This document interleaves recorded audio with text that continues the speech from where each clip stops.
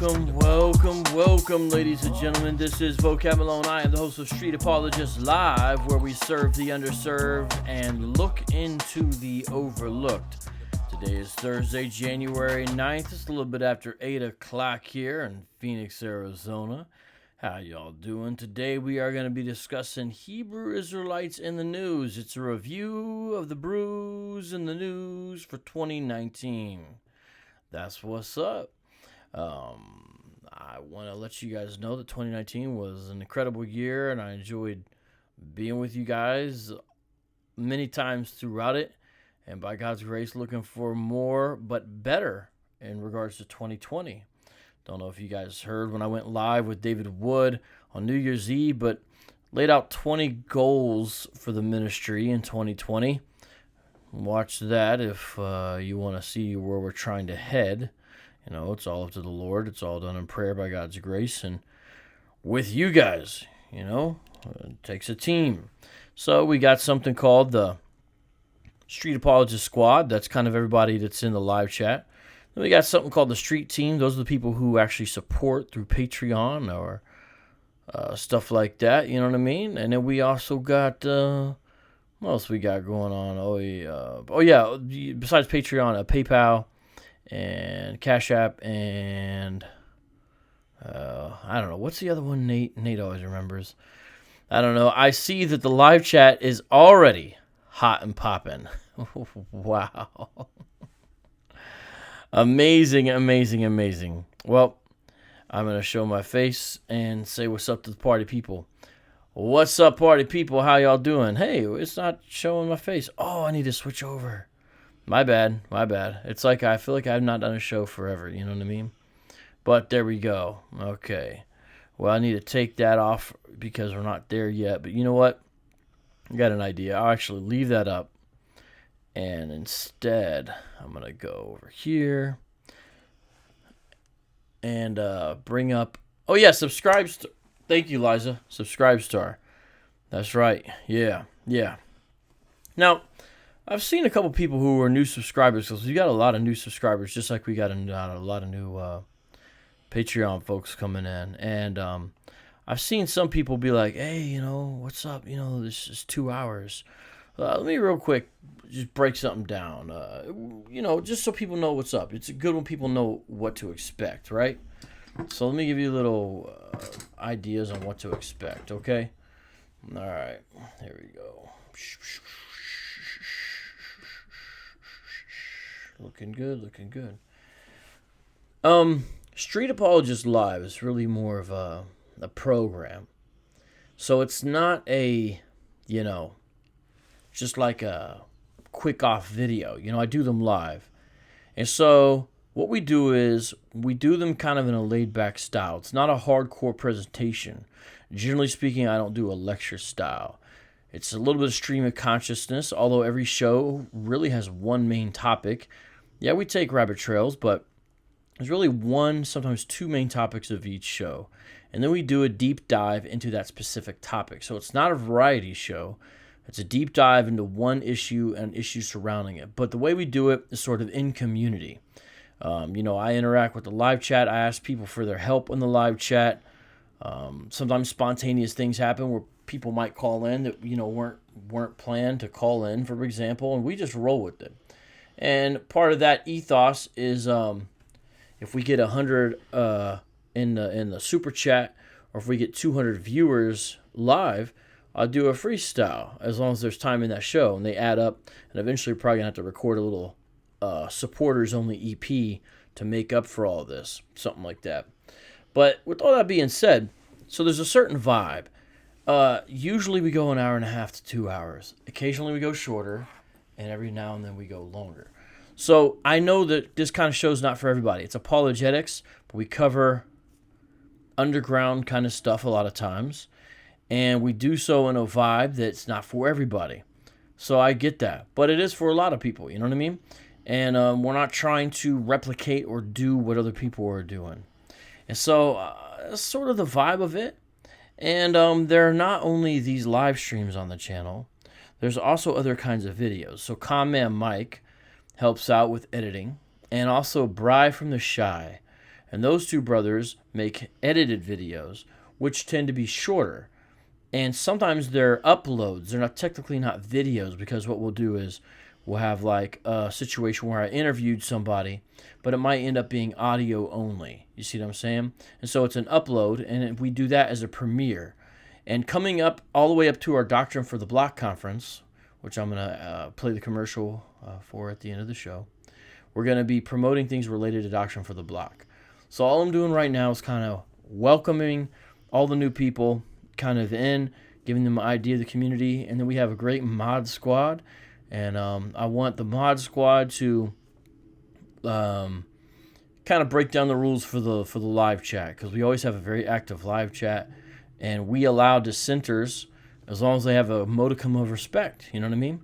And we block and ban supporters too, to be honest with you, if they don't know how to act, you know what I mean? Because we like to try to give a good vibe here. And so one thing we encourage you guys to do is to get a profile avatar. It brings character and a personality into the show. And so that's one example of what we encourage. So with all that being said, today we are going to take a look at news items that have popped up and made it either into the news cycle or that kind of seeped into various areas of general pop culture consciousness. All right. And so specifically, obviously, the Hebrew Israelites. By the way, say hi to Justice. What's up, Justice? You guys see Justice? Hi, buddy. He's just chilling right there. That's a good spot for him to be in. You guys can kind of, here, I'll let you guys, get a good view of the homie right there. All right. Yeah. So I actually have a little PowerPoint, nothing too fancy tonight, but I'm gonna bring this thing up right now, and okay, how is this gonna work? Let's see here. Let's see, and I'm gonna go through this. Okay. No, that is not what I told it to do. Well, you know what? That's not what I... No. Let's see here. View.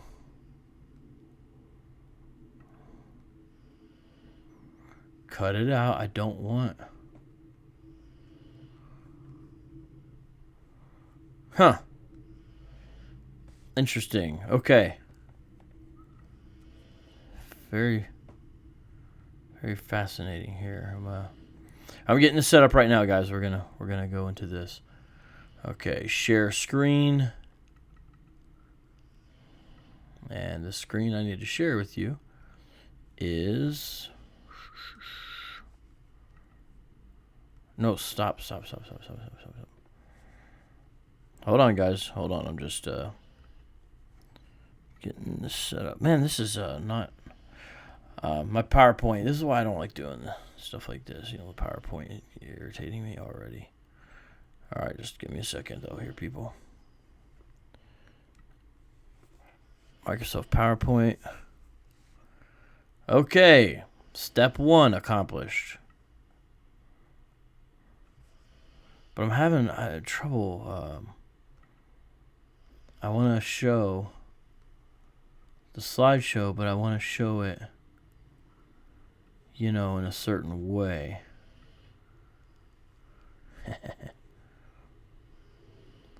Alright, how do we do this? Just hold on a second, guys. I got it. Presenter view, play from current slide. Is it going to take over the whole screen?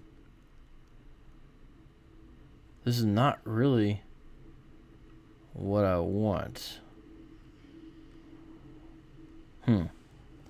Okay. I think that might be as good as it's going to get for now. I think that's how it's going to look. Okay. Let's see how it turns out. All right, let's do it. What do we got? First is one that began in December of 2018. It began in December of 2018, but carried over into 2019 news cycle.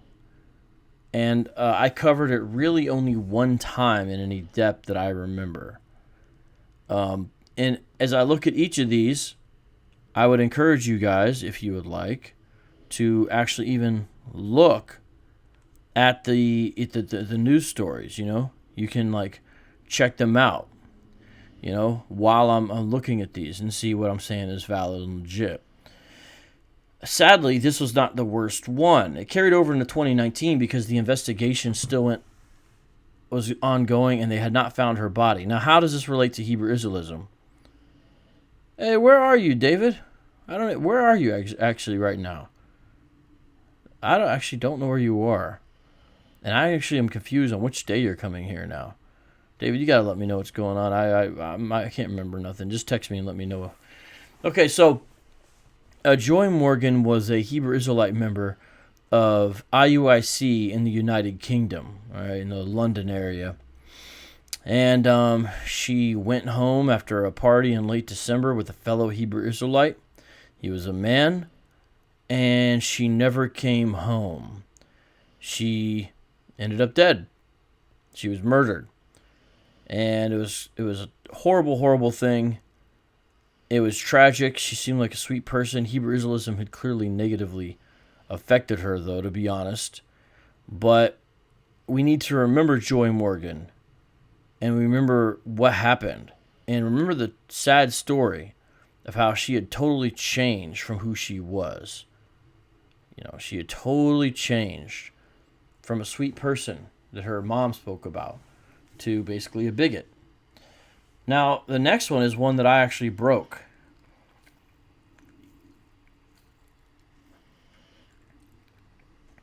Austin Smith. This happened here in Phoenix. Thank you for the super chat, Elizabeth. This one happened here in Phoenix, okay? Situation with this one was, I knew this guy, okay? I knew Austin Smith because I had multiple interactions with him. This guy, okay? Multiple interactions with him out on the corner by my house. And he was part of a breakaway camp that used to be part of GMS. And then they became their own thing called Yahushai's Servants in Phoenix or Yahushai's Servants in Israel. I heard both multiple times. What happened was Austin Smith, well, he thought his girlfriend was cheating on him, and he killed her in cold blood and then murdered his two young daughters. And he killed one, apparently, because she was crying that her mom had died. And he said, hey, the Bible says don't mourn for the wicked. And so then he also killed her. And the other one he used with a gunshot. The other one he bashed her skull in with a bat in his fists. It's a horrible, horrible thing, but guess what? It's not over. It is not over. Because then what happened is he drove to his brother's house and where his camp leader resided at a close apartment, all right? And told Ronnie Freeman, hey, man, I think my wife's cheating with this guy. Ronnie, who was a rather large man I had also met, said, you're crazy, Austin. And remember, these are all Hebrew Israelites. And then Ronnie turned around, and then Austin shot in the back and murdered him. Then went into the house, I guess, and injured his camp leader and another woman. So, Joy Morgan, dead. That's one. Austin Smith killed Ronnie Freeman, killed two of his daughters, and killed his wife. That's 5. That's 5 murders. 5 deaths already at the hands of 2 Hebrew Israelites. One was an IUIC member. Another one was an ex-GMS member here in Phoenix. And the news didn't know that he was Hebrew Israelite.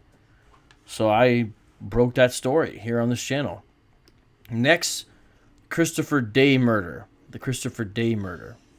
We just recently covered this. The murder itself happened in July. But the reason why we recently just covered this is because he recently just was sentenced in the Dayton, Ohio area a paltry 15 years because it got him for manslaughter, even though it looks like a clear case of murder. Pointed the weapon at his living girlfriend's face, unloaded it, shot her, she's dead. Just earlier, he had been leading a Hebrew Israelite Bible study, and then 2 hours later, he called one of the guys he was with and was like, hey, she's dead. He was, I think, 47 or 48 years old, and she was only 19 years old. They both were Hebrew Israelites. So that's another dead. That's 6 now at the hands of 3 Hebrew Israelites. Now I want to bring something up. Notice all the victims so far are either fellow Hebrew Israelites or family members. So Joy Morgan, Hebrew Israelite herself. Christopher Day's girlfriend, Hebrew Israelite herself. Austin Smith killed Ronnie, Hebrew Israelite himself. Notice that. Killing even their own. Now, continue on. By the way, Elizabeth, Justice can be a mascot, and Justice is a part pit, part boxer. That's a breed of dog he is. That's what he is. Yeah. Now, the next one, I'm just calling Phoenix, Arizona hostage situation. No one really knows about this one. Like, really nobody. I've mentioned it, but this is the first time I'm going to kind of give a little more detail about it, okay? The reason I know is because I was directly involved, albeit to none effect. Here's what happened. I was at Frequency, Thriving Frequency there, and in Philly, and I got a late night call when I was about to go to bed from a homie back in Phoenix, and he's like, "Hey, Vocab, you know my brother-in-law, the Hebrew Israelite guy? Man, he's really tripping right now." I was like, "What do you mean?" He's like, he's saying all this Hebrew Israelite stuff, all this kind of crazy Hebrew Israelite nonsense, and he's got my mom and my sister holed up in his house, and he hasn't come out for 7 hours. I'm like, oh shoot, man. He's like, he's got weapons. What do I say to him, man, to try to talk him down? So I tried to do everything I could to tell my friend what to say to this guy. You know what I mean? Like, tell him, hey, even a Hebrew Israelite, I try to play into his Hebrewite assumption, presuppositions. Hey, even, we're supposed to obey the laws of the land. The apostle spoke about this in the book of Romans. And the Bible also speaks directly against kidnapping. And if you have somebody, like hey, look at this guy, Sean Antonio. I've been ignoring you the whole time, but now you're getting awesomely ridiculous. Check this guy out. I'm going to put your comment on your screen. I'm in the middle of talking about a heavy situation where one of your fellow religionists, murder people. And this dude, look what this dude is on. Look what this dude is on. Hey, let me oh,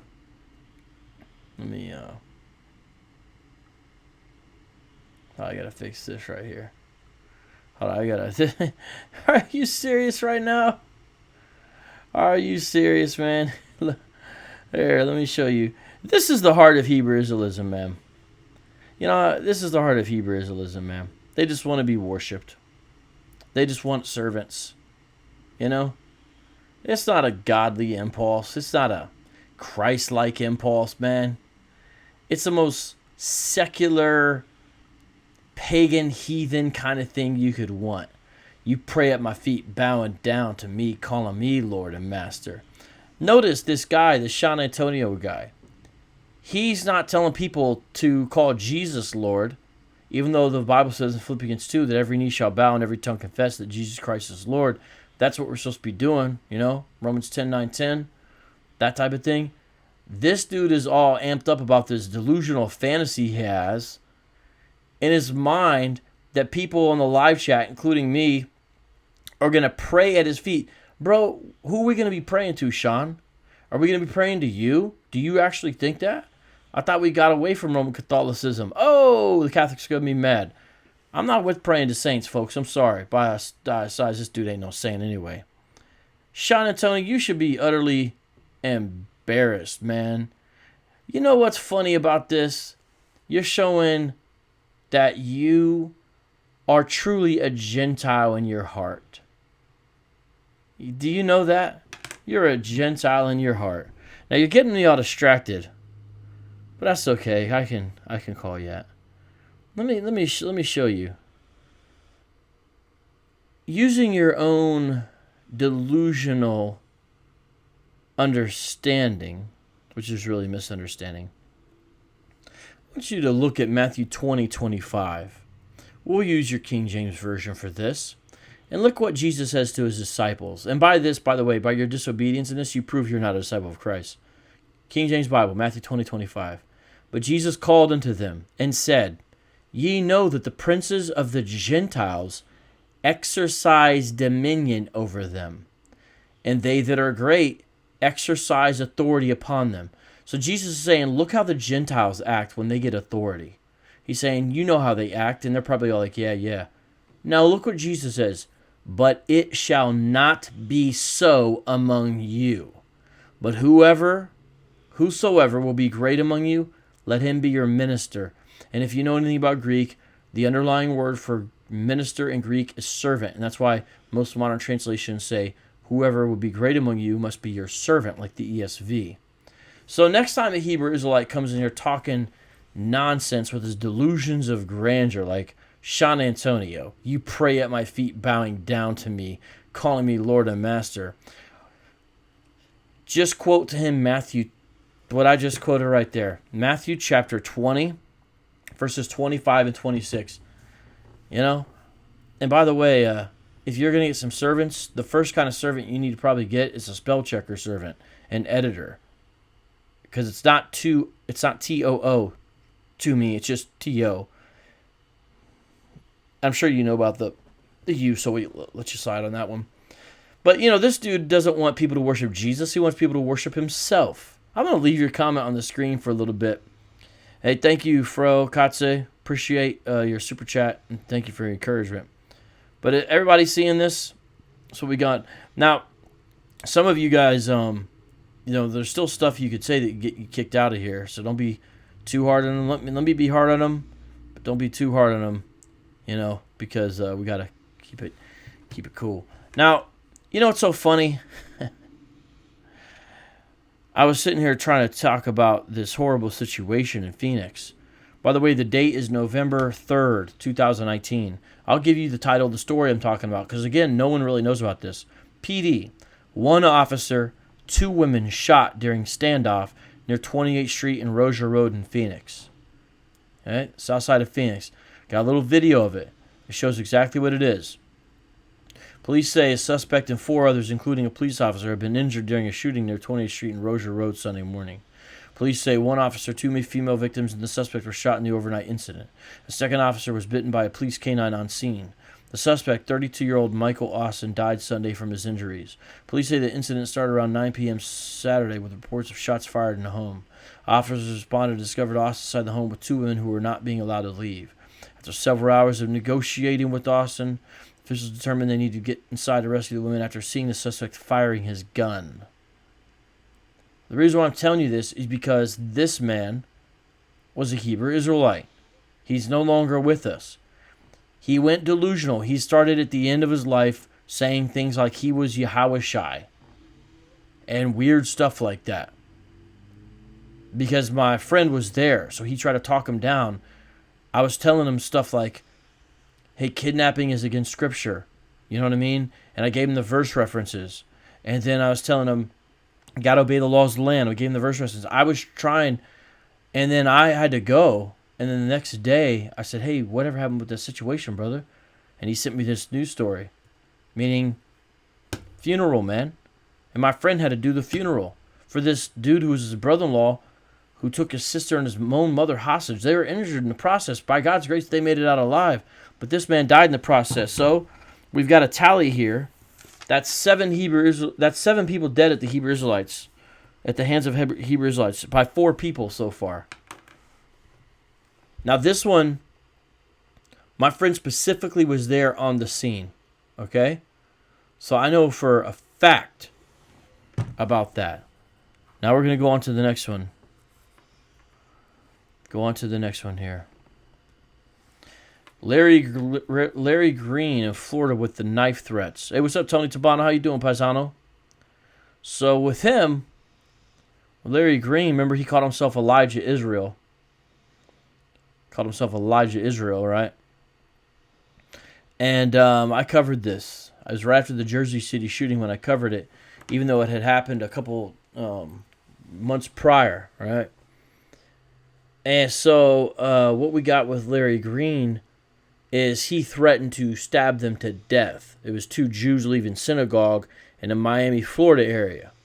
And I've covered some of this. Covered Joy Morgan one time, covered Austin Smith a couple times, covered Christopher Day recently, talked to his camp leader, his ex-camp leader. If you remember that, he came on and we had kind of a friendly debate. Do you guys remember this? The Army of Israel guys? These are guys who wear camouflage and hold weapons standing by windows and take pictures of it. You know? Hey, Sean Antonio, we're not really going to pay any attention to you until you answer why you don't obey Matthew 20, 25 through 26. Your comment on the screen is proof. Why don't you go ahead and tell us why you're choosing to ignore commands of Jesus? And we'll wait on your answer. Until then, we're not really too interested in what you say, seeing now that we see your heart, which is you want us to worship you. You are literally trying to lead people astray into idolatry, calling you Lord and Master. Man, pray at your feet. This guy. All right, so Larry Green was a homeless guy. And fortunately, nobody was injured, but he did lunge at them a few times. You know? So that's what's up. And you guys remember this. So do you guys see this? Let's look at the next one. This is the big one, obviously. The Jersey City Massacre. Now, the 2 people who did it, Francine Graham and David Anderson, both of them ended up dead. So that's adding 2 more people. Plus, they killed a police officer. Plus, they murdered 2 people inside. And plus, they had killed a livery driver the week before. So that's now 13 people dead, including themselves at the hands of Hebrew Israelites, of 6. And I think did I count the last guy? Did I do, not the last guy, but did I do the hostage situation? I think I did. So, look at that. It's a massacre because of the amount of people. It seems they wanted to kill more. There's a pipe bomb left on the scene, and they apparently wanted to go into the school, the yeshiva day school, not the deli. You know, they went into a kosher deli, little supermarket there, but they had bigger plans. Unfortunately, they were not successful. Look at this. This is just all the times in 2019 Hebrew Israelites have been in the news, and we're not even done yet. Let's go to the next one. The stabber Grafton Thomas's journals. Now notice I specifically say his journals. Why? I came on live on air and said 1,000 times. I said a million billion times. To those of you in the live chat, you get it. Is it a million billion or a billion million? But I said a million billion times. Grafton Thomas, sometimes called Thomas Grafton in the press, he was not a Hebrew Israelite by any kind of understanding that we could see. Now, clearly, he knew of them. Clearly, he was aware of their ideology because he mentioned it, right, in the journals they found in his house. But his stepfather brought up the fact that he had self-identified as a Muslim. Now, it seemed like he didn't really practice very faithfully, you know. And prior to that, he had been at a Christian church. They talked to his, quote, pastor, right? They talked to his pastor and, who was from his kind of prior religious experience, but he had since become a Muslim. That's how he identified. But the reason it made the news is because these stabbings happened right after the Jersey City Massacre in a close proximity, And they wanted to know right away, is this guy a Hebrew Israelite? He had a beard, et cetera, et cetera. But no, he was just aware or acknowledged them. To be honest, I think the news didn't do a very good job covering that story. They kind of tried to make it sound like he was a Hebrew Israelite, to be honest with you. Now, they didn't directly say it, but the way they would word these headlines and stuff, they kind of made it seem like he was influenced by the ideology in a way that we really can't be sure of. And I didn't see any of them really explicitly say, except for a few times, that he was really a Muslim. But nonetheless, Hebrew Israelites got to know that this is kind of probably going to be happening more now because of what's happened. Next one.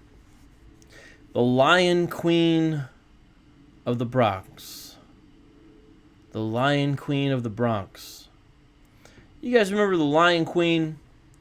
What was her name? Now, notice in my list, I'm not even counting injuries.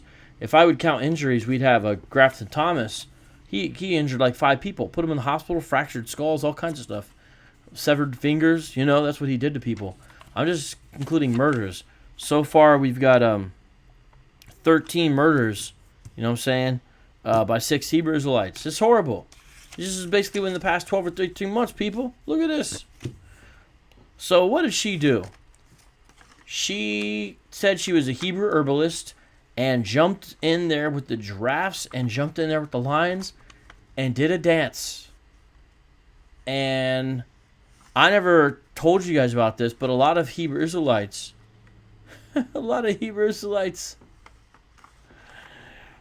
they said that she was like Daniel in the lion's den and that the heathens were scoffing at her, but they weren't recognizing that it was a miracle because she went in there and was not harmed. I kid you not, these folks said that. Let's go to the next one.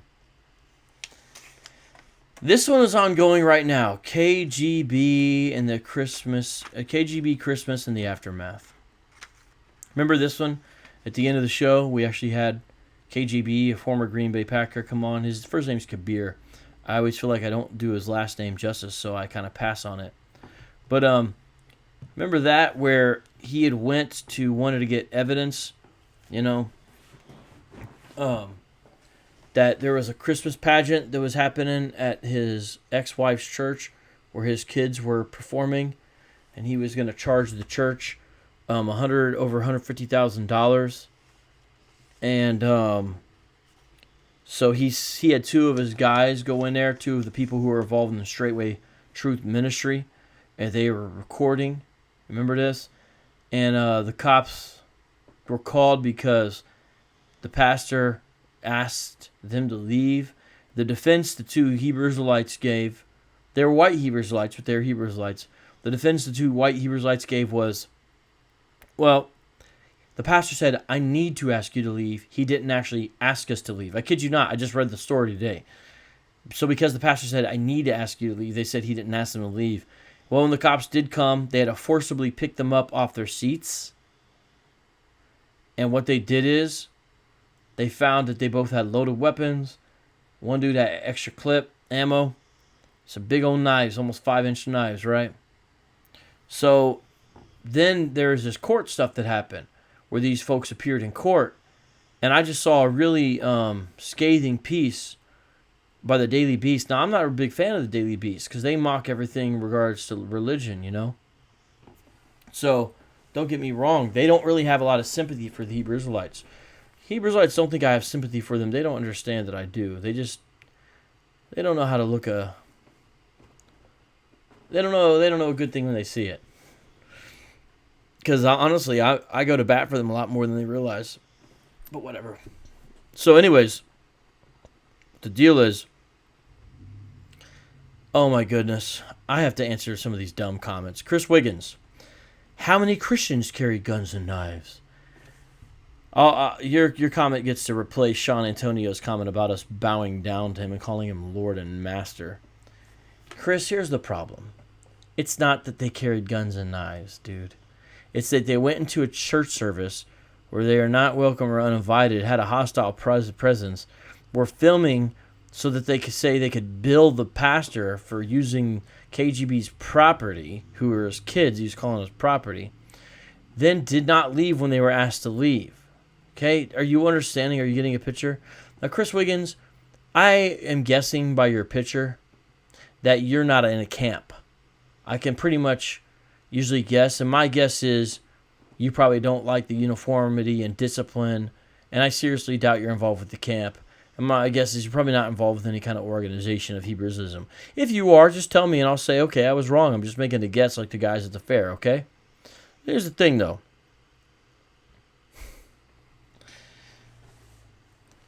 Imagine you were, and you're at your Hebrew Israelite Shabbat service, and 3 Christians walk in, uninvited, unannounced, and 2 of them are filming and taking pictures. One of them's a rather large man, and you notice that it seems like they might be packing, or perhaps you know from prior experience that they're packing. You ask them to leave, they don't leave. Hey, Chris Wiggins, what you gonna do, man? What you gonna do, Chris Wiggins? Why don't you give an honest answer instead of asking me a really silly question? I don't mean to be rude, but your question is stupid. There is a such thing as a stupid question, bro. Because the problem is not them carrying guns and knives. It's the context and what's going down. Seems like you don't understand that, you know? Hey, what's up, Mr. Phil Fox? How you doing? Now, I say that to try to get you to think, just to help you to see that you're kind of on autopilot. You just defend anything. You don't even probably know much about straightway, do you? If you do, tell me otherwise. By the way, the Tennessean newspaper, they called me. And they asked me for some quotes on straightway ministry and Pastor Dow, so-called. Now, will what I said end up in the paper? I don't know. I believe the journalist's name was Holly Meyer.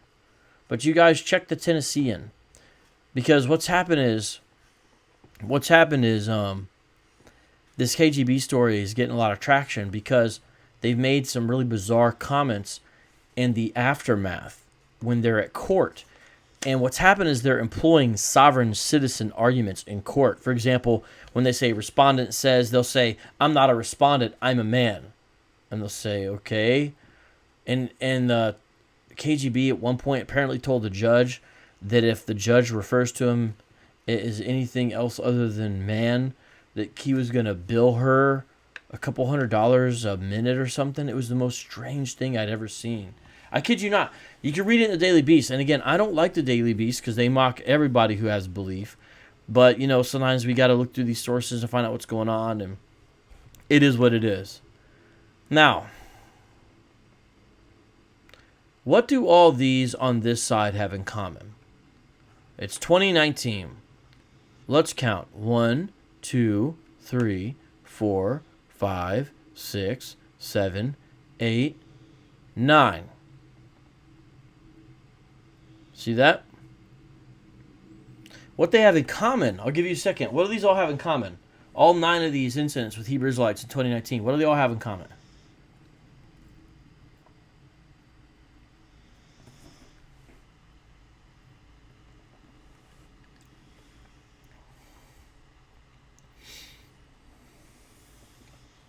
See if you guys can guess here.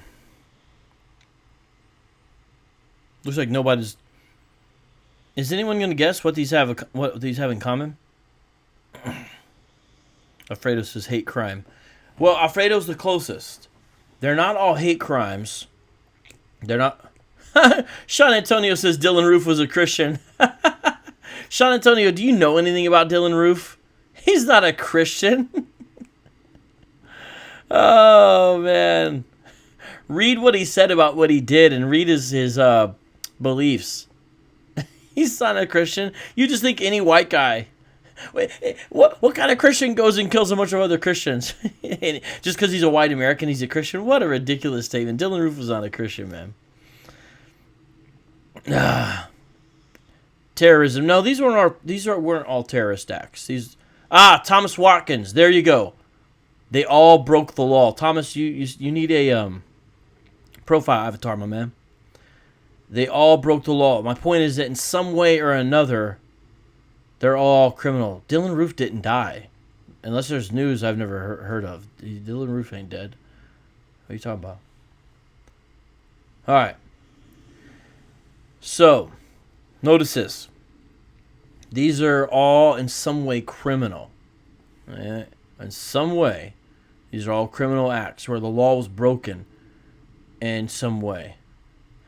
Sean Antonio says, a Christian just shot up a church. Yeah, Sean, because Christians are known to shoot up churches. It's such a dumb statement. I can't even understand how you can say something like that.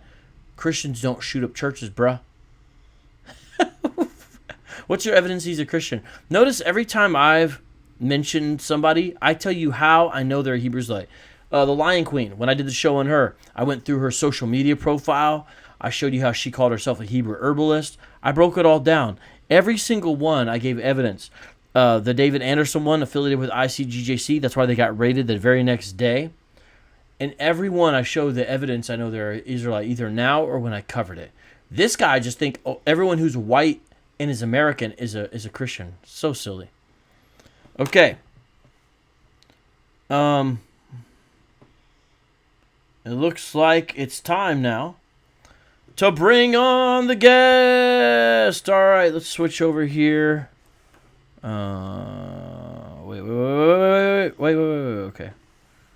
Okay, let's see here. I gotta do some switching around here. We're gonna bring on our guest. We do have a guest tonight, ladies and gentlemen. Oh, come on. Is it okay, guys? This is gonna be a second. It's well, I'm just gonna call brother right now, and then we'll figure it out. All right, brother, give me a call. Actually, I'll just call you. How about that? All right, we are giving him a call.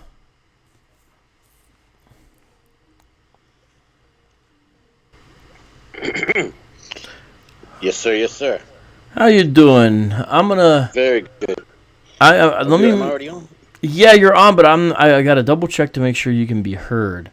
I do not know 100% for sure. We're gonna be asking for ones, I take it. Yeah, I think so. So I'm just trying to get all this set up. So have you heard some of the show, my man? Mm-hmm. Yeah, I came on a little while ago, so I caught some of the stuff about Straightway and KGB, and I caught your question about what the different stories have in common, the common thread running through them, and I also saw your fun interaction with the people who were calling Dylan Roof a Christian, and I actually wrote in the chat that the line of the night is you looking into the camera wide-eyed and deadpan and saying, Christians don't shoot up churches, bruh. Yeah, it's such a weird thing that they're thinking, hey, look, this guy shot up a church. This is an example of Christian violence. It's an example of violence against Christians. So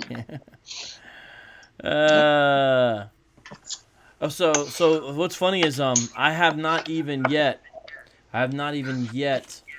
done all of everything. Hey, I think there's an echo. Do you have me on in the background? No. Wait, let me make sure. No, I don't. Oh, okay. Let's see. No, I don't think so. Okay. Well, everybody, just in case you're wondering who the guest is, it is my friend and yours, Abu Kaber. Welcome to Street Apologist Live, man. How you doing? Very good. Thank you very much. Good evening. All right, so and let's Happy New Year to everybody. Now, I actually have the rest of the list. I haven't even done the rest of the list. I'm getting it set up right now. But while I'm doing that, can you give some comment on what we've talked about so far that you may have heard? I can tell you what they are one more time. Yeah, if you could. To bring me up to speed. You see what they are. Man, you got a lot of sounds going on there, bro. Sorry about that. So we talked about Joy Morgan's murder, about Austin Smith's multiple murders, Christopher Day murder, a former Army of Israel guy, Phoenix, Arizona hostage situation. I just brought that information out just now.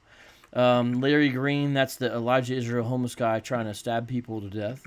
The Jersey City massacre, the stabber Grafton Thomas's journals. I did not say, because it's Hebrew Israelism in the news. I'm not saying he was Hebrew Israelite. Then we also got the Lion Queen of the Bronx. We got the KJB Christmas and its aftermath. And then I'm going to move on to the next set of things, but like, what's your thoughts on those so far? Well, the first word that comes to mind for me is diversity or spectrum. I mean, that's running across a very wide spectrum of different kinds of Israelites. So, for example, the woman in the Bronx Zoo, she was, as what we called, I think you called her an individualite. She was sort of an example of a phenomenon that I think we're going to see more of, what I call the secular Israelite. Then, of course, you have the gentleman who you call KGB from Straight Way, which is certainly seems to me very far. I don't know a lot about Straight Way, but it seems very far from from the One West spectrum, and certainly very far from the sort of Hebrew herbalist thing that she was doing, that the woman in the Bronx Zoo was doing. And then in general, the different groups are very much spread out. I think you mentioned Grafton Thomas. I know you didn't say he's an Israelite, but I guess that would also be someone way on the periphery if we classify him as such. But I didn't call him. What I was saying is it's like Hebrew Israelism in the news as well, and so the fact that I put his journals is what kind of is the technical thing of what sort of made the news. You know what I'm saying? Because he himself, I don't say he was himself. Yeah, but that's interesting. You bring out a great point. Is notice how diverse of the style of Hebrew Israelites that we got here. You know what I mean? That is a wide range of Hebrew Israelites, and then that's sort of where it becomes interesting, because I think people who are formal members of major groups like IUIC. Well, you did mention the sad case of Joy Morgan, but I think that's also somewhat of an aberration. I think the people who are formal members, full-time members of formal groups, of the larger groups, the disciplined groups like IUIC, I think they're going to be a lot less likely to engage in crime. But I think there is a question as what happens when, people who are more on their own and more unstable types and not under the control of a group like that, can they sort of spin out of control, and can the doctrine take root in darker ways in the mind of a more troubled person, a more unstable person? Well, of course, the murder of Joy Morgan, we know it's not IUIC's fault, but it was an IUIC member. Of course. Yeah. No, agreed. Yeah. Indeed. Oh boy. Okay. So, anything else about any of those? You got the list on your cell phone too, as well. If you see that, and I'm gonna go to the other side, which are the ones that are essentially non-criminal Abu. So just so everybody knows, Abu Kammer is a fellow associate of Shield Squad. He's a guy who's been studying Hebrew Israelism for a really long time, knows a lot of information, and we wanted to kind of do this review together of brews in the news, as I say, and the idea is to kind of look at everything that's happened, and when you add this up, it's a real tragedy. You have 13 people dead at the hands of 6 people. So it's a real tragedy. Yeah, it's interesting when you put it in that context. Yes, yeah, it's horrible. Now I'm gonna bring up on the screen here the next list, and if you go in, you'll be able to see it. It's on the YouTube. I see it. Harassment on the tube in the UK. Yeah. Now, technically, they called that a crime, but you and I were kind of like, should that really be a crime? So yeah, the guy was just rude, but I certainly don't think it was. Right, so I left that off the crime side, what I'm saying? Honestly, I think that made news because initially they thought it was an example of, before people knew that the gentleman was an Israelite, it made news because it was sort of like the original spin was going to be a civilized Muslim standing up to wild anti-Semitic Christian. That was they called him. They try to present it basically as if he was a preacher, a Christian preacher. He was even referred to that way a few times. Okay, so let's take a look. Let's take a look at this side here, Abu. Harassment on the tube in the UK. That was incorrectly reported. Every time he was reported, it was as a preacher or an evangelist. Nobody in the news said he was a Hebrew Israelite. And if you remember, what happened is I got a hold of the guy's social media, and I found him on Instagram, and I challenged him to a debate to come onto the show. Wow. Yep. I can even show you if you want at the end. I can show you it. Now his Instagram count since is gone, but I've got those things screenshotted. Wow. You know? Did he respond at all to your Yes, request? he said I can tell by your features that you're a Jew, not today, Satan. That's what he said. That's what he said. Yeah. I could tell that. Yeah. Yeah, that's sort of a relevant issue here. That might be the only thing that's common across the entire spectrum, not necessarily in terms of everyone, but there's this general theme that I can determine your paternal lineage or your lineage in general based on your morphology, and I'm talking about lineage across millennia, which is, I think, if people thought a little bit more deeply about that, it's absurd, with all due respect. Yeah, well, without that insane ability to supposedly read ethnicities like it's some sort of, phenotypical astrology, their religion would their religion would crumble. So they don't have a choice but to believe this nonsense if they're going to be involved in Hebrew Israelism. Hey, shout out to Servant of Christ Ministries. Everyone subscribe to him, as well as Sister Cherry. She's up in here as well. Okay, so this one is minor, but I wanted to include this because I want to point out to Hebrew Israelites that they should just become wise, if that's even possible, because now the media is looking at every little thing. Chris Wiggins says, somebody get this guy a cannoli. Hey, Chris, if you got a cannoli, I'll take a cannoli. And I'll leave the gun. Okay, so so what we got is we had some vandalism happen at some LA synagogues, right? There's a bunch of vandalism, and then there was a Jewish market nearby, and somebody had posted up some signs all around the market, Yahushai is coming.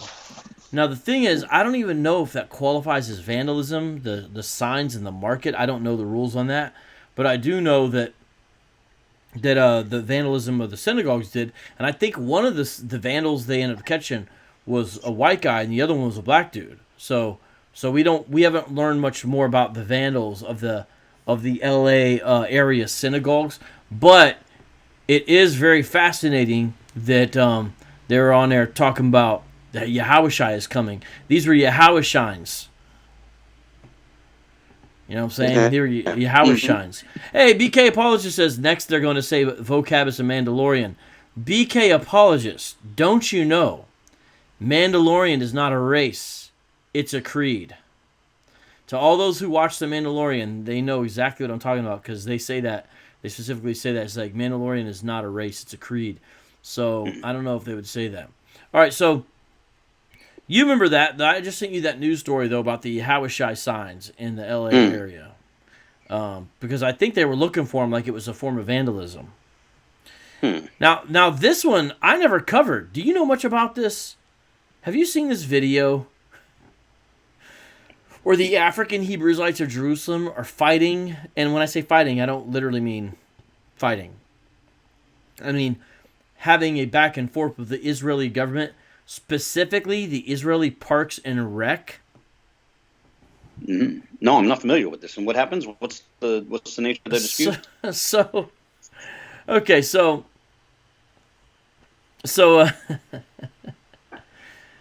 I guess that the African Hebrew Israelites of Jerusalem. So, to those who don't know, can you briefly describe Abu? Because I want to make sure you contribute to the show, because I know you only got a little bit of time where you had to join in. Can you briefly explain who are the African Hebrew Israelites of Jerusalem to the audience? Well, if I'm not mistaken, that's referring to the stream that came out of Chicago, people who were connected to Ben-Ami Carter. Usually when people talk about Hebrew Israelites in Palestine, if it's my understanding, that's who they're usually referring to. People who went out there, and if I'm not mistaken, they didn't originally recognize the state called Israel, but now they do, and some of their people even fight in the military. They're sort of been blending into the society. I'm curious about the nature of their dispute, though. I'm certainly intrigued. Also, they're supposed to be remarkably healthy. A lot of very clean eating out there. Yeah. They got they got a vegan polygamist village out there in Dimona, and it's right around Dimona, and they say they have 3,000 to 5,000 people out there in Dimona of the African Hebrews. So these actually, they live in Israel, right? So And a lot of people don't know, but Whitney Houston visited Ben Ami when she was taking a spiritual journey to Israel. She visited the community. So anyways, the African Hebrew Israelites of Jerusalem, they've apparently been doing a lot of their religious rituals, you know what I mean, at this specific park there in Israel, okay? And apparently, little by little, the Israeli Parks and Rec Service has felt like basically they don't like it. So they've been taking away their privileges. Like, little by little, they're allowed to do less and less stuff in the park. And I guess they're getting to the point where they have to pay a fee even to use it or something like that.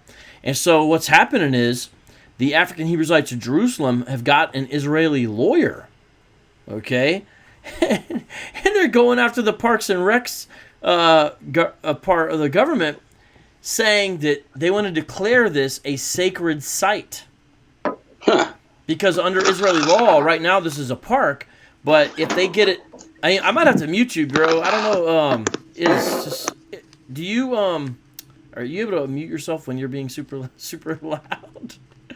I love Sorry, it, I'm muting myself. I'll mute myself now. Sorry about that. It's loud.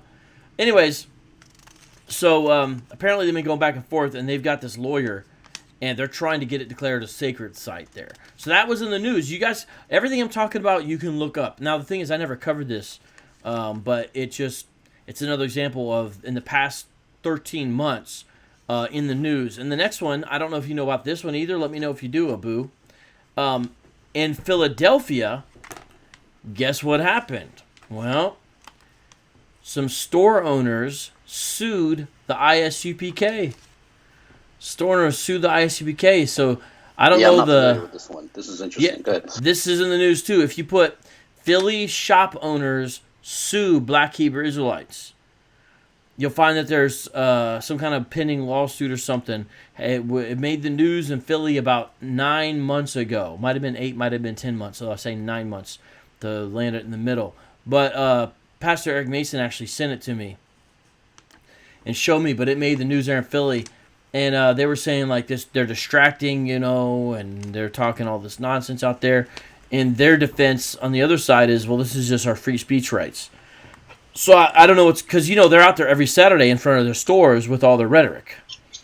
I have to say that this sounds potentially like a losing battle for the stores, because the ISUPK is somewhat experienced in the issue of free expression, legal battles over free expression. They've gone through this before. I remember there was a guy in 2005 who was trying to silence them, and I think it was in a certain part of D.C. And then, of course, for the real old timers within the ISUPK, like Johanna, they know that they can think all the way back to the time of Mayor Giuliani in New York, trying to silence them in Times Square. In which case, they actually won a case against the city of New York, and they got some money from it too, if I'm not mistaken. I think they got thousands of dollars.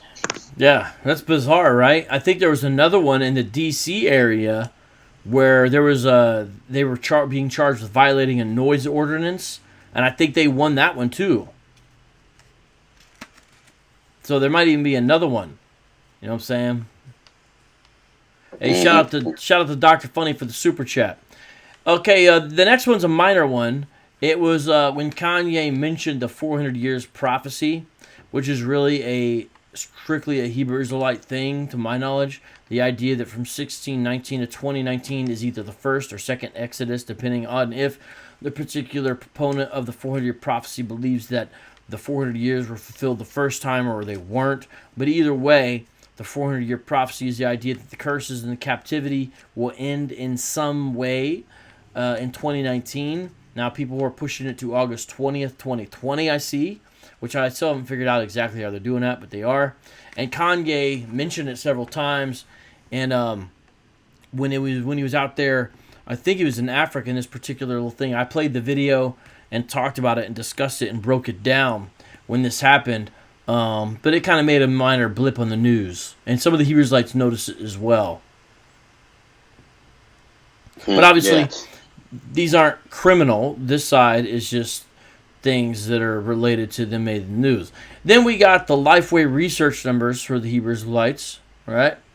That was certainly a fascinating subject. I remember your show that you did on that. That is an interesting subject because it raises all sorts of questions about what in what sense we can extrapolate from those numbers. Like, should we restrict them to just people who are on the internet? Because it was, if I'm not mistaken, some of the poll was taken over the internet, or if we can extrapolate to the entire community nationwide, at which point, as you noted, if we do the latter, the people who are sympathetic in some way could number well over 1 million, if I'm not mistaken. I forget the exact math if we take the latter approach, but I remember you going down that road.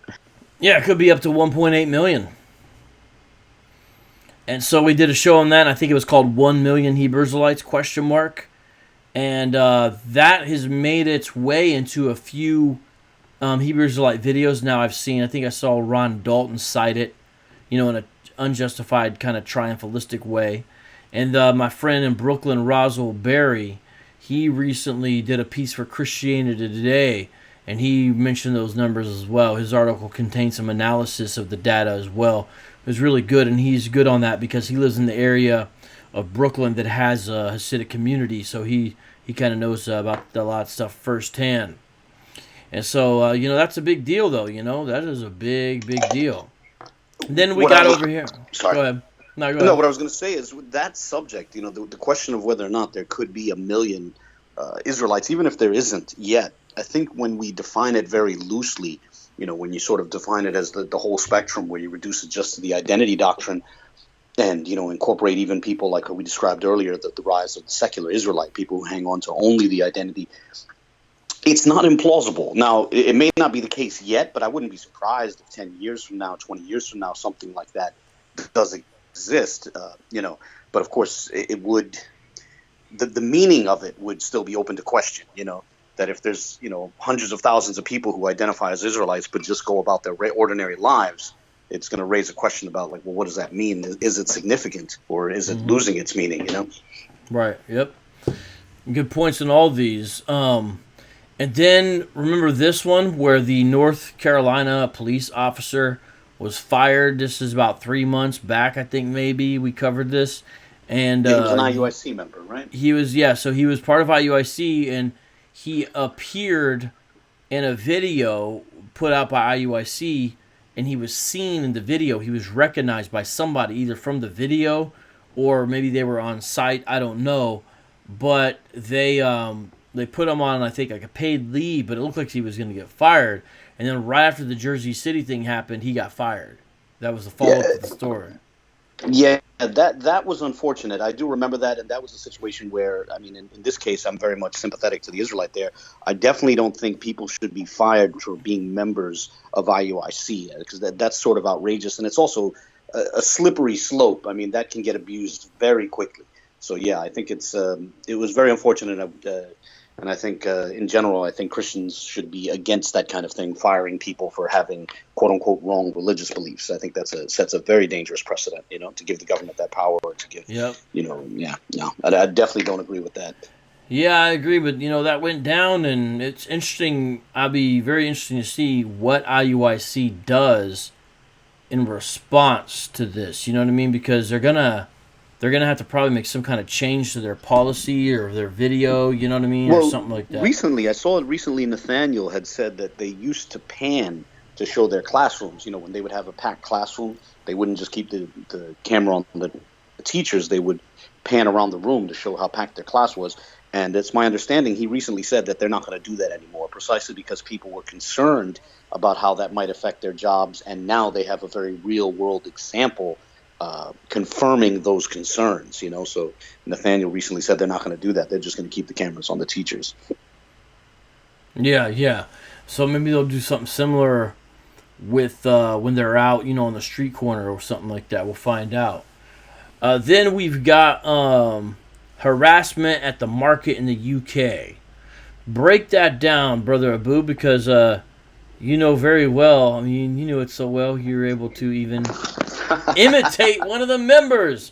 So those are the UFO guys. I forgot their names. What were they called? The Outcast of Israel or something like that? I think that was what they said. One of the things they called themselves, they were the Outcasts of the House of David, because apparently they were, now I could be mistaken about this, but if I remember correctly, they were a breakaway group from House of Israel, or House of David. I forget. It was one of these, but they're somewhere within that sort of House of David stream. Yeah, that was interesting because they were in Stamford Hill. which has a number of Orthodox Jews in it. And if I'm not mistaken, the group that dominates it is, different neighborhoods. Like, for example, in New York, different Jewish groups dominate certain neighborhoods. Williamsburg is dominated by Satmar.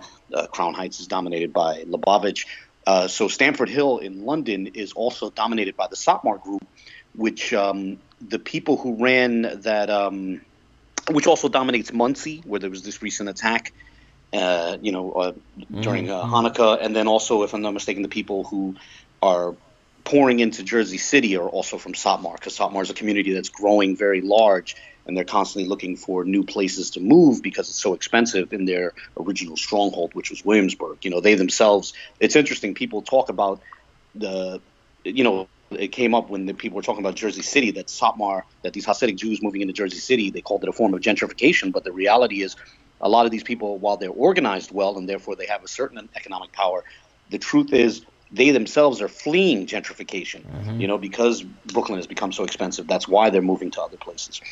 But anyway, the Satmar group dominates Stamford Hill, and that's what stood out for me as interesting, that the Satmar Hasidim are sort of running into Israelites in different ways in different parts of the world on both sides of the Atlantic. Yeah. Hey, let's leave a message. User is offline on timeout for his language. And leave a message. User is offline. I think this is one you've been warned a bunch. And so moderators, if you want to permanently block him, you can. It's up to you, because I think he's been warned a bunch about language. And I'll leave that up to your guys' discretion. That's up to you on that. Okay, so check this out. Levi, see this lovely comment you have on the lawgiver. Yeah, vocab. What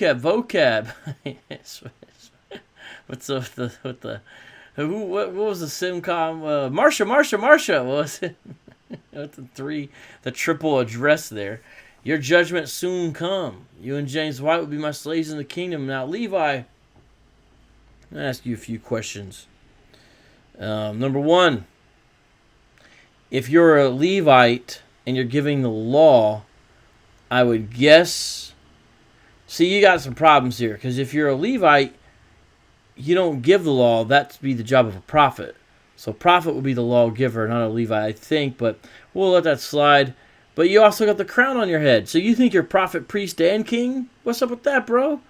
No wonder you think people are going to be your slaves. But I got to ask you, how do you get dibs, Levi the lawgiver? How do you get dibs, on me?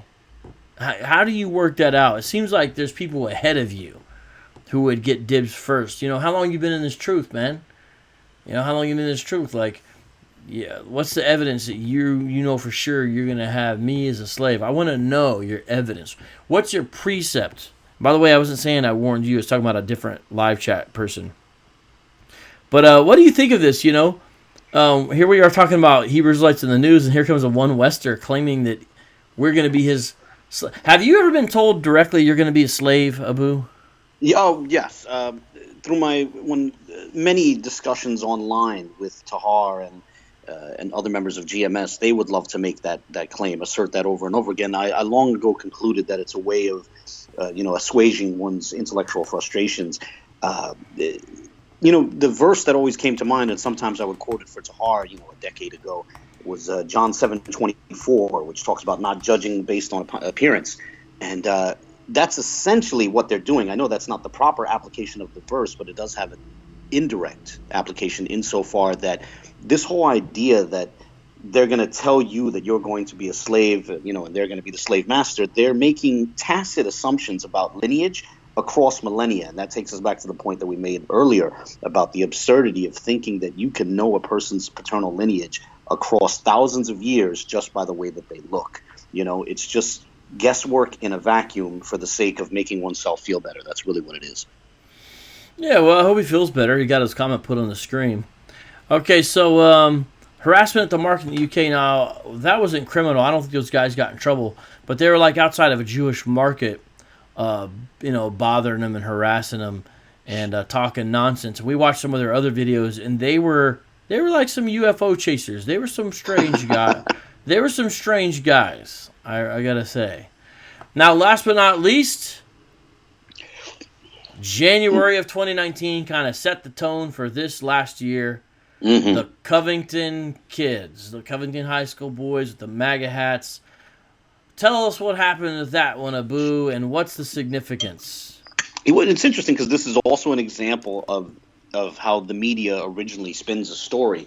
The way the story was originally told was that these Catholic kids from a pro-life march wearing MAGA hats were harassing Native American drummers, and it did sound horrific.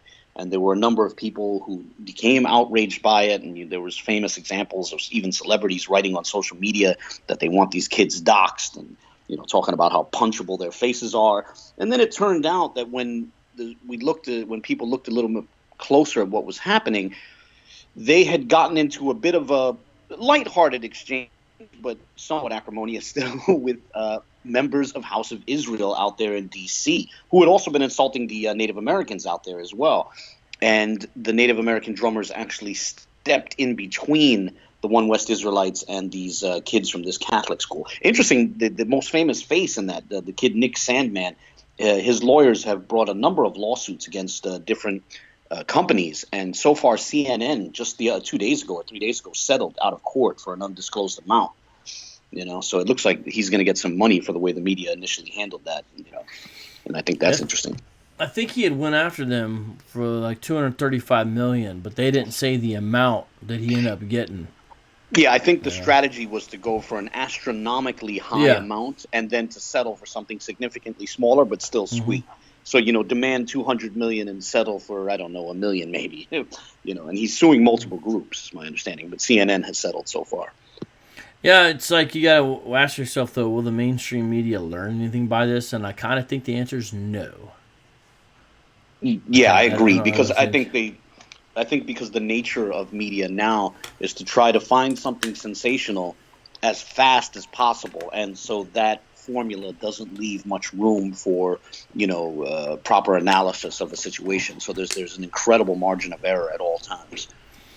Yeah, that was a really strange one because in the initial reporting, the Hebrew Israelites were literally left out of the story. And the funny thing is, a bunch of Hebrew Israelites, when it happened, were like, oh, look, the media's trying to blame us. They're going after us. No, you guys are totally left out of the story. In the beginning, it was, look at these horrible pro-life kids. That was the initial thing, basically. And I don't even know if they focused on the pro-life thing. And the Hebrew Israelites were under the misunderstanding that the Covington High School kids were there to harass the people who were there for Indigenous Peoples March or whatever, but they were there for pro-life, so there's simultaneous marches and rallies with the Hebrew Israelites there because they wanted to call out to the Native Americans because they're on the 12 tribes chart.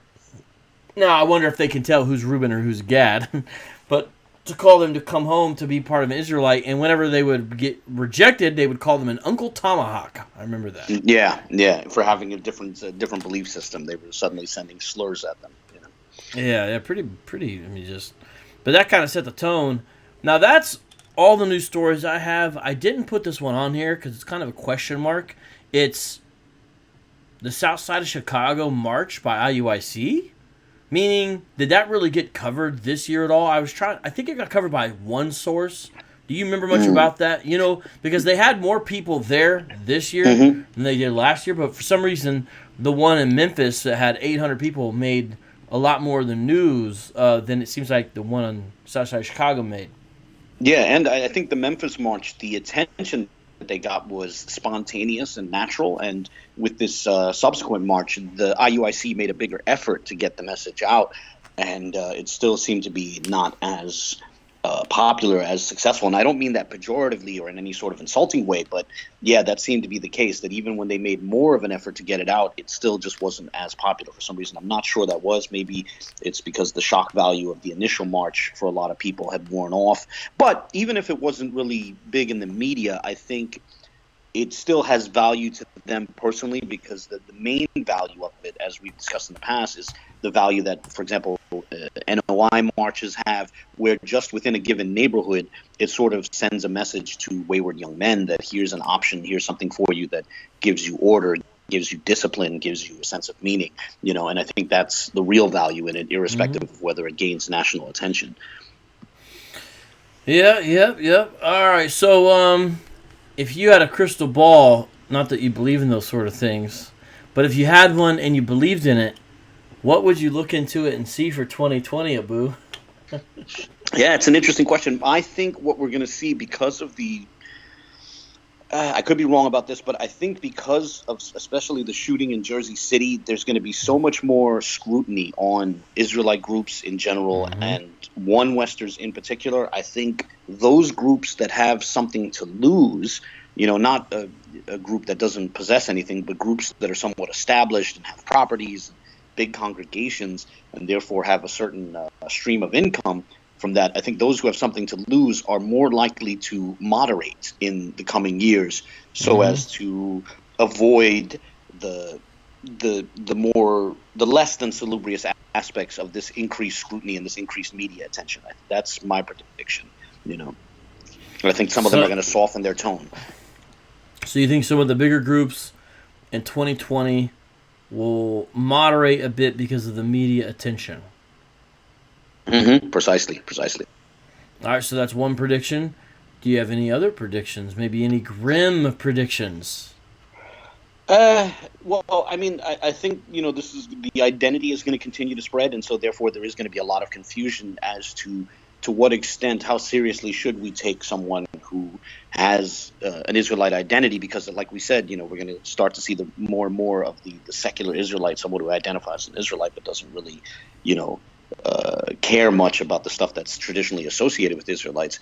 And then that's going to raise the question of when people like that, when these sort of, as you call them, individualites, or these sort of secular Israelites, when they commit crimes, if they engage in violent crimes, and not necessarily doctrinally related crimes, just crimes that, a wayward person might commit, there's going to be a question of, should we attribute that to to their faith. And it's actually a phenomenon that the Muslims have had to deal with, how they deal with the increased media attention that they got since 9/11, B, how they handle, low-level criminals amongst them. Oh, that reminds me, another issue that they're probably going to have to deal with is entrapment. I think that's the Muslim community had to deal with that, and I think Israelites are going to have to deal with that as well, where certain overzealous local police forces are going to try to entice certain young men to engage in crimes and then put them on spectacular trials if they go for it, if they take the bait. And entrapment is an ugly thing, but unfortunately, it's also a process that brings about a certain growth within a community. The Muslim community had to go through that since 9/11, and now they've reached the point where if you walk into a masjid and start whispering about jihad and blowing up a building, their first response is to call the police on you. And I think, I don't know. I think they're going to go through this. Yes, of course.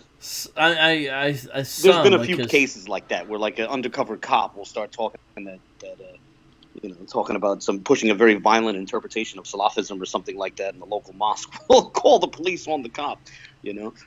But I'm being somewhat facetious, but I do think they're going to face not only media attention but also police attention. They're going to go through a similar growing process that the Muslim community in America has had to go through since 9/11.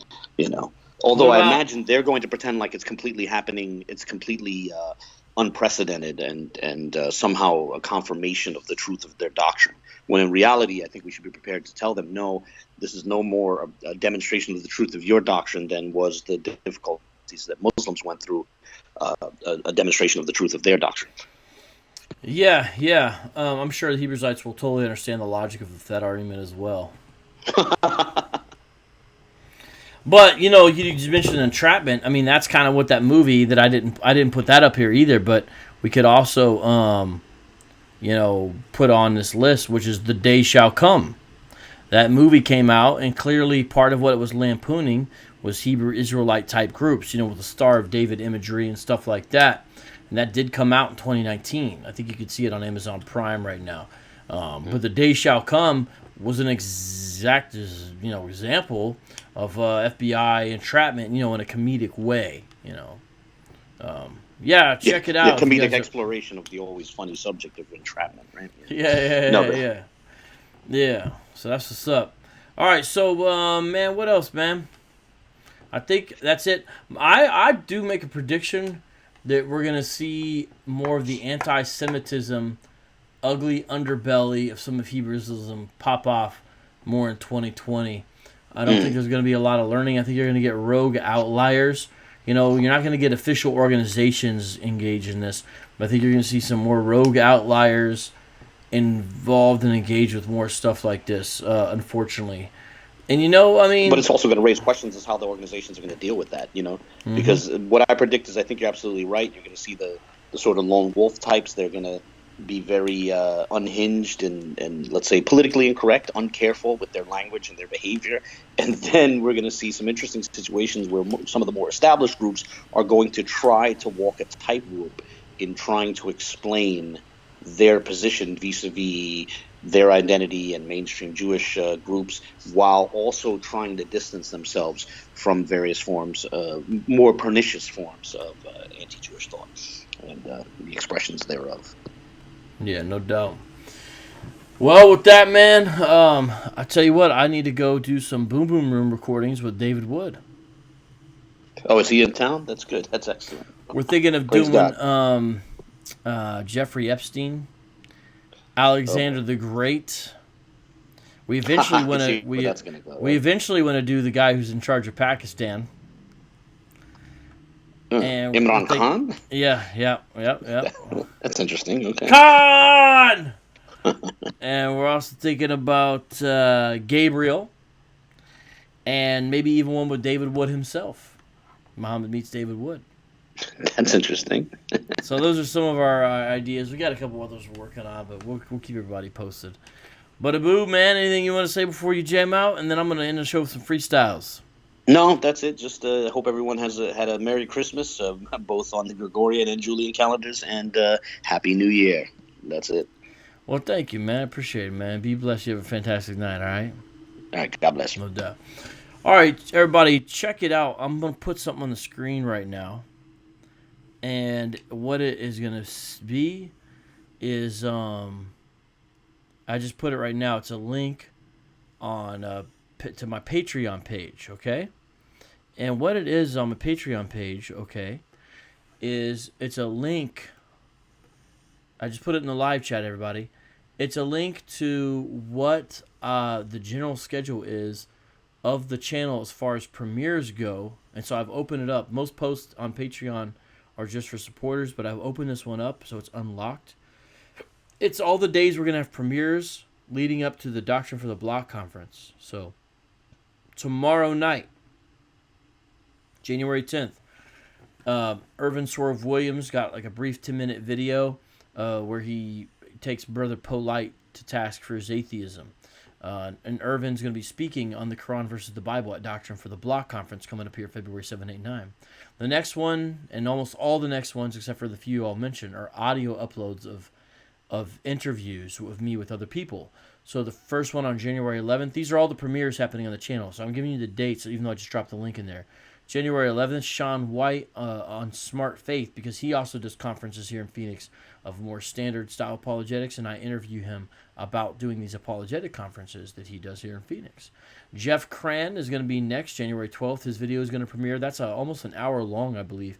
It is a video. Now, the video is not real great on it. It's not the greatest video quality, but he's going to ask the question, is the God of the Bible the same as Allah of the Quran?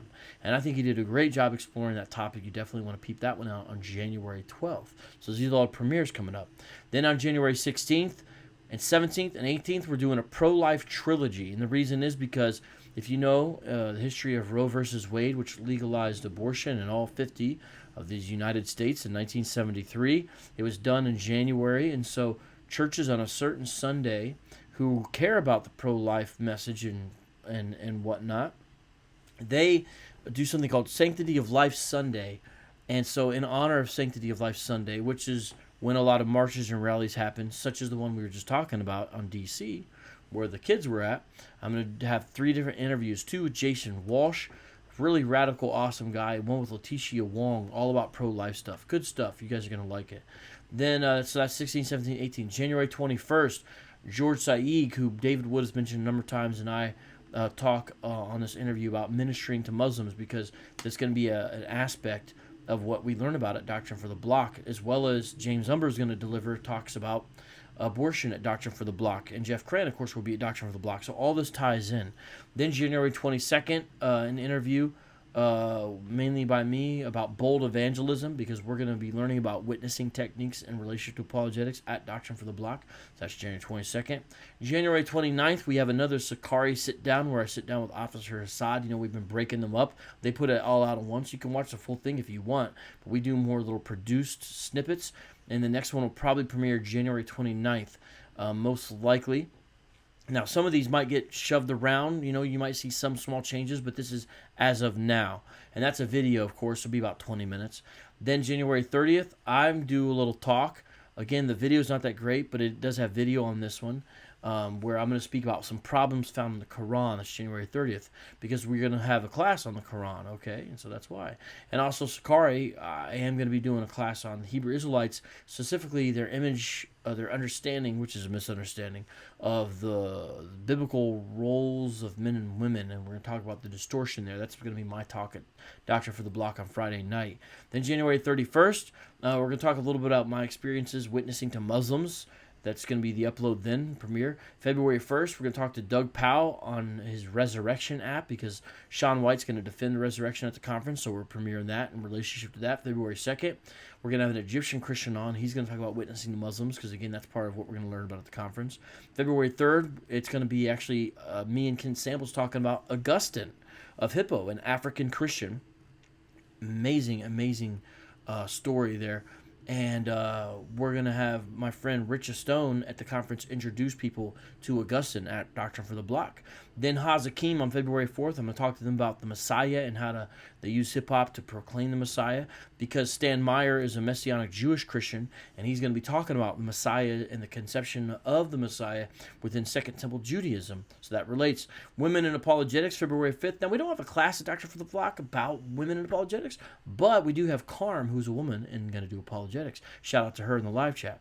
And then February 6th, it's conversing with the Word of Faith, because we're going to have Michael Williams at the pre-conference do something on the Word of Faith versus the Word of God, you know, the excess of the prosperity gospel. But I'm pretty sure that I'm going to take that and make it an exclusive to only supporters, because once a month I do an exclusive. So the February 6th one probably is going to change, because most likely that's going to change February 6th into being exclusive for just you guys, that conversation about how do we talk to Christians who are Word of Faith. So a lot of great stuff. Next time I do a live show, I'll try to give you the breakdown of the live streams, because notice that schedule was just the premieres. So we were keeping it very busy kicking off 2020, trying to get those subs, trying to make Doctrine For The Block successful. So with that, let me play the Doctrine For The Block. Actually, I'm going to play the commercial at the end. So I was reading all that, so I wasn't really able to look at the live chat.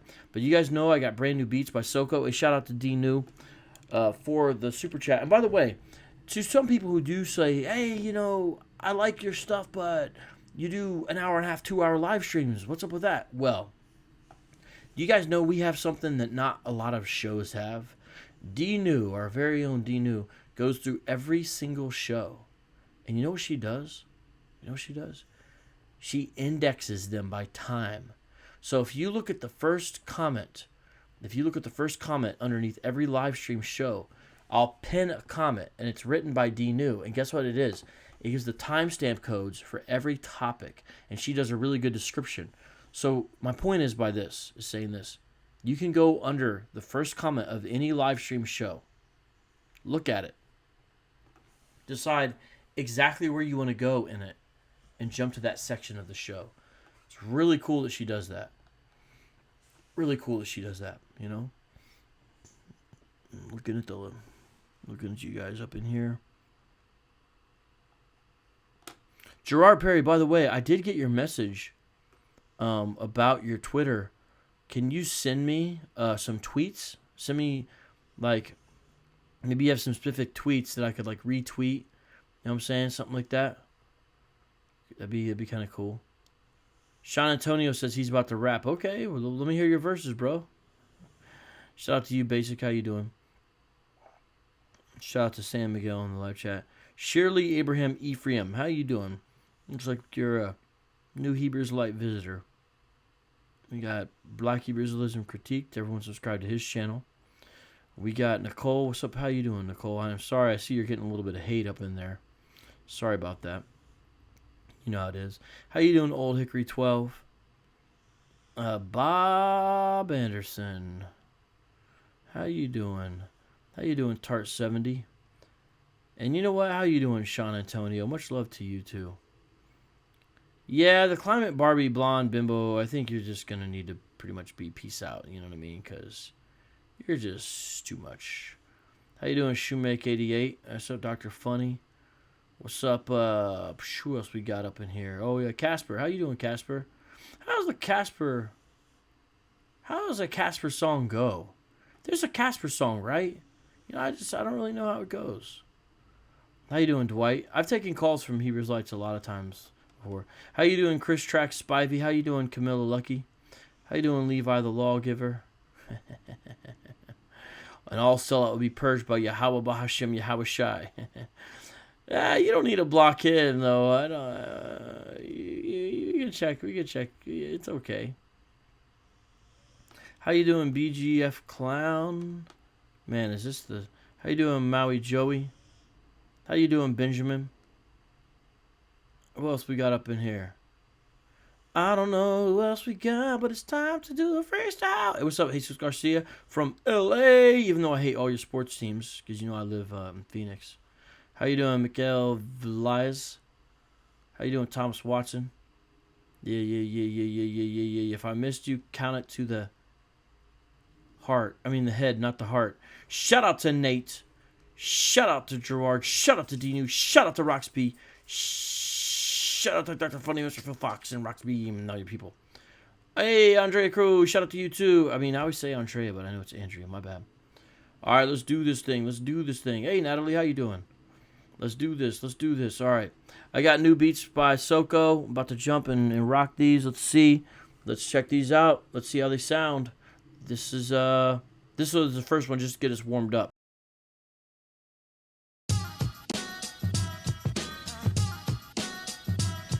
Ho! Yeah. Time to start. Okay, grab the mic. Rip it apart. Vocab alone. Spit from the heart. You know I light it up like it was in the dark. Yeah, I bark like it was a dog. Jump hip hop like it was a frog. Ill dialogue through the fog, through the bog, through the smog. Hit that ball like it was wave balls. Vocab alone. Hey yo, I got a log. Hey yo, I got a log. Gotta spit it when I hit it. Gotta rip it, don't quit it. Cause I kick it exquisite. Wicked, kick it. Sound like the cricket. Ain't got no noise. Now you butt like Wilson. Pick it, flick it. Like it was a booger. Vocab alone. Hey yo, I got a Ruger. Yeah, now you know I'm shooting. Whack Hebrew Israelites. Get the bootin' in the live chat. If it be cursing, here I go again.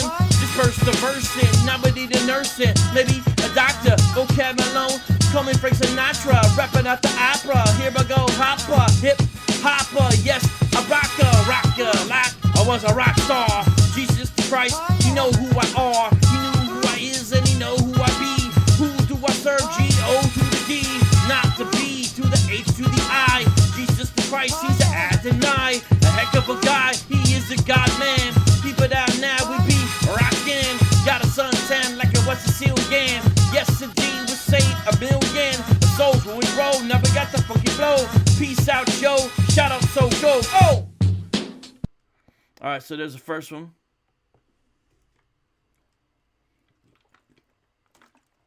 That was a little short. Let's rock this next one, though, okay? You guys ready for the next one? Here it goes. Oh!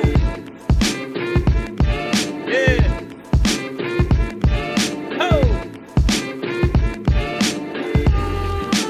Change the sample. Vocab alone, you know it is ample. At a standstill, peep it out now. You're like a landfill, full of trash. I am an anvil, coming down on your head, man. Kill that noise with these boys. Vocab alone, you know I Detroit. The whack when I rap, I spit these facts. Gospel tracks in my backpack, written by Johnny Mac, or maybe Johnny Pipe, or put away the crack. pipe if you like. Now we jump on the mic. Vocab alone for the black and the white. Yes, indeed, I spit it tonight. I rip it from the left and the right. Even if you got that skin that is bright, Jesus don't matter, just shine your light like the kid's song. Yes, indeed, we rock on and on. You know, I read the Bible plan from the Bible man. This is a dope jam for the lamb, like Mary had a little lamb. Yes, indeed, get it? Do you understand what I mean? I proceed, call me Sam Sneed. What we do, I chew, I sneeze. God bless you, come through. 1, 2, yes indeed.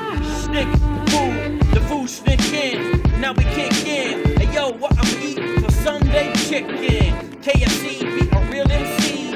Vocabulary, place to be. 1, 2 to 3, I drop a beatbox. Yes, you know, I got 2 socks.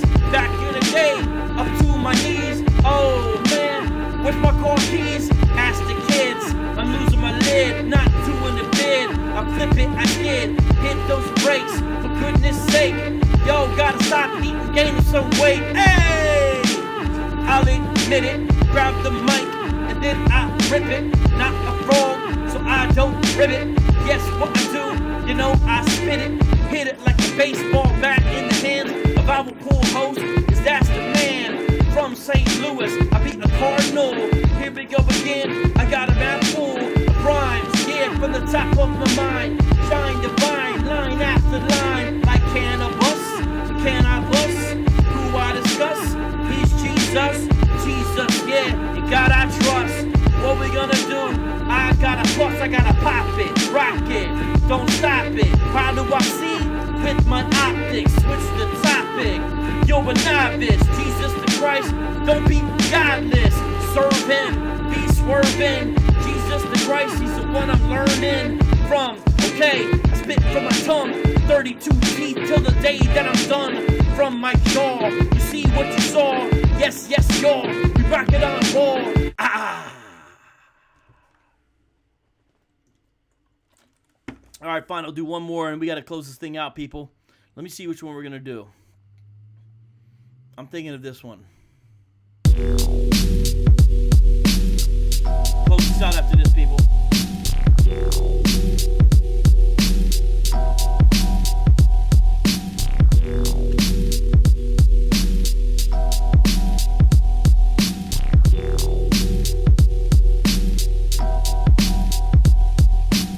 Yeah.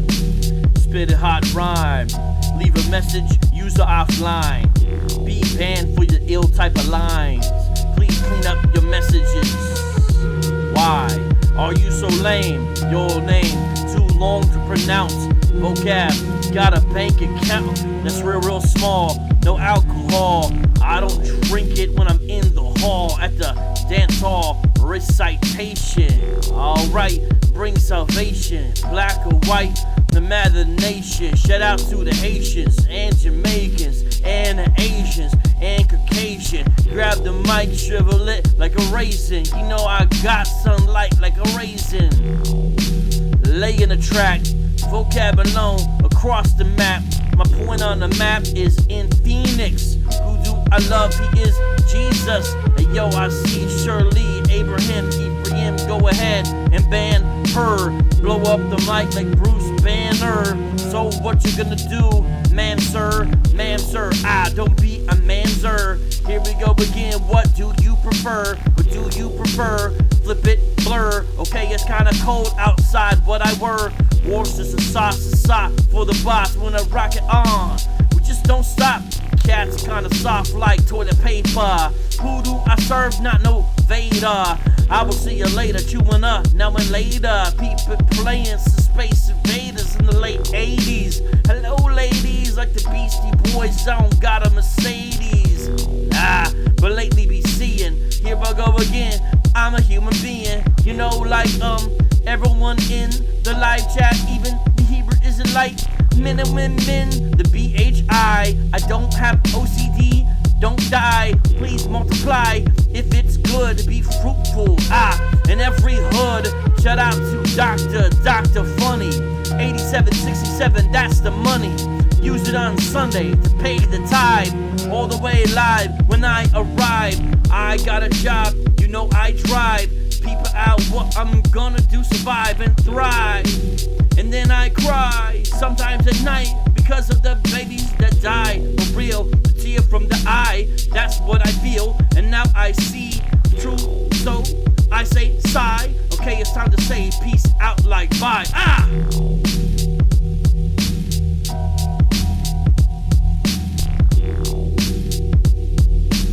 Alright, y'all. Shout out to Soko for the beat. Shout out to the Hebrew Israelites. You know I love you guys. Shout out to the Muslims checking this out too. You know I love you guys. Lay back in the cut. About to give a pound of David Wood real quick here. Yes, indeed. Be sure to join for the next episode, where we seek to make apologetics fun again. In the meantime, Peter, out this commercial. Shalom. But as for you, teach what accords with sound doctrine. Show yourself in all respects to be a model of good works, and in your teaching show integrity, dignity, and sound speech that cannot be condemned. With sound doctrine.